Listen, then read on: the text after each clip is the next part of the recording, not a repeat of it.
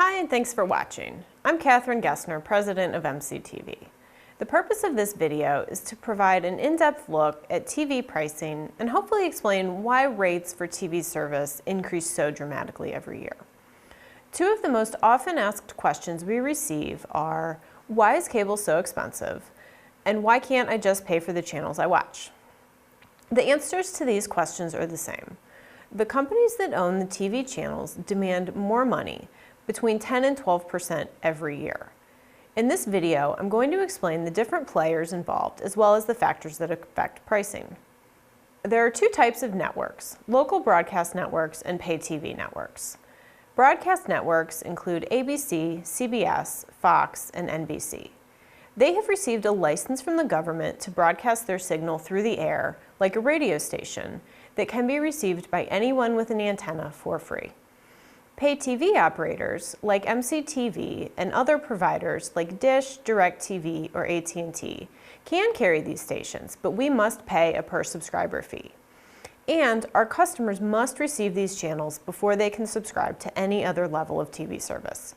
This is called retransmission consent and is a federal law. Additionally, the country is divided up into markets, and only one affiliate of each national network can operate in each market. There is only one ABC, one CBS, one NBC, and one Fox affiliate in each market. In Cleveland, these are WEWS, WOIO, WKYC, and WJW. So we only have one choice for each network to air. If we don't like the price that an affiliate in Cleveland wants to charge, we can't carry a Toledo station instead. The other type of networks are pay TV networks. These include channels like ESPN, Nickelodeon, Food Network, and Fox News. The only way to receive these channels is to subscribe to a pay TV service like cable, satellite, or even a streaming service like YouTube TV. Pay TV services pay a per subscriber fee to the networks in order to include the channels in their lineups. These channels are not available for free over the air like the broadcast channels are, so if you want to watch them, you must pay. Virtually all of the pay TV channels are owned by one of 8 companies, so they have most of the bargaining power.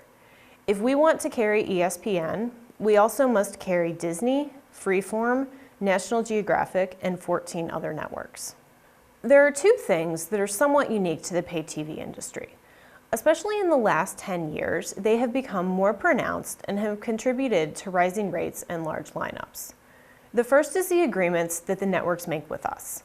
We negotiate separately for each network or group of networks. However, each of these agreements has requirements in it that make it impossible for us to offer smaller packages or sell channels individually. Each agreement states that their channel must be carried in the same package as a channel owned by another company. We cannot break them up. This is why you cannot pay for just the channels you want to watch, and why we can't offer smaller packages of channels. The second is that every network has a certain amount of exclusive must-have shows and programs. AMC has The Walking Dead, and Bravo has The Real Housewives of Wherever.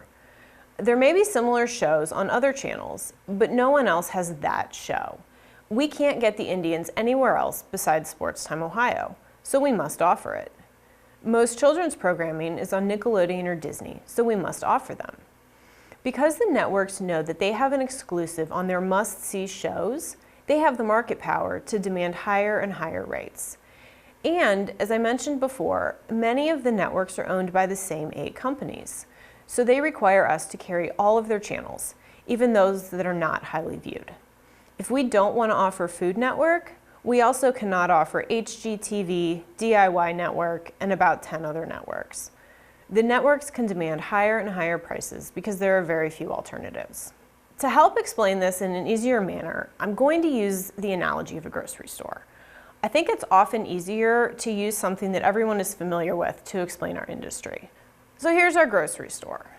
Before you can buy anything else in the store, you have to buy a can of soup first. This is retransmission consent that I explained earlier. So you buy your can of soup, even though you might not really like soup. But then you decide that you want an apple.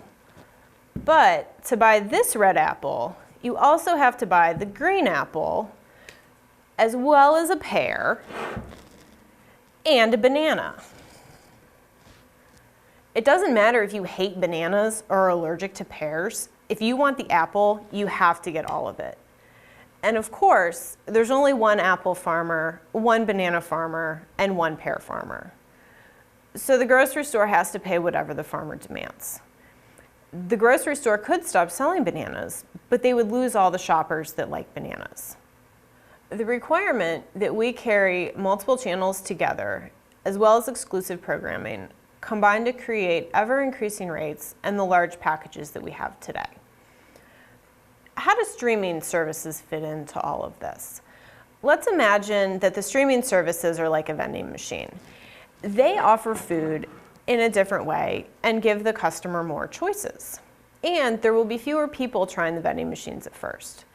As the new option, the farmers give the vending machines more favorable pricing and may have different requirements. So the vending machine can sell a piece of fruit separately at a lower price. This means the shopper is paying a much lower price than in the grocery store since they can just buy what they want. Another difference with the vending machines is that they don't have to sell the can of soup first. This is a difference in how traditional pay TV operators, like cable and satellite companies, and internet-based services are classified in the eyes of the law. Not being required to sell the soup cuts out about $10 to $15 in cost from the streaming services. However, as interest in these vending machines grows and more people use them, the farmers may demand more money or start to require different packaging. So the vending machine before could just sell the red apple, but maybe now they also have to sell the green apple with it together with the pear. But the banana can still be sold separately. And the price will eventually rise. If you subscribe to one of these services, your rate has probably increased in the past year or so. As these services like Hulu, YouTube TV, or Sling TV grow, the networks will demand more money and stricter channel requirements. I hope this gives you a better understanding of how our industry works.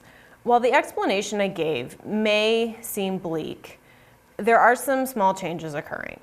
The companies that own all of these networks are starting to see that constantly raising their rates hurts their bottom line. This means that we are starting to see less dramatic increases, as well as more opportunity to remove channels from packages. This is not a change that will happen overnight, and I doubt that raising rates will ever stop, but hopefully we can slow it. And also, we continue to work hard to ensure that we're getting the best deal for you. If you want to learn more, please visit www.tvonmyside.com or keeptheconnections.com. Both of these sites provide information to help answer your questions. Thanks for watching.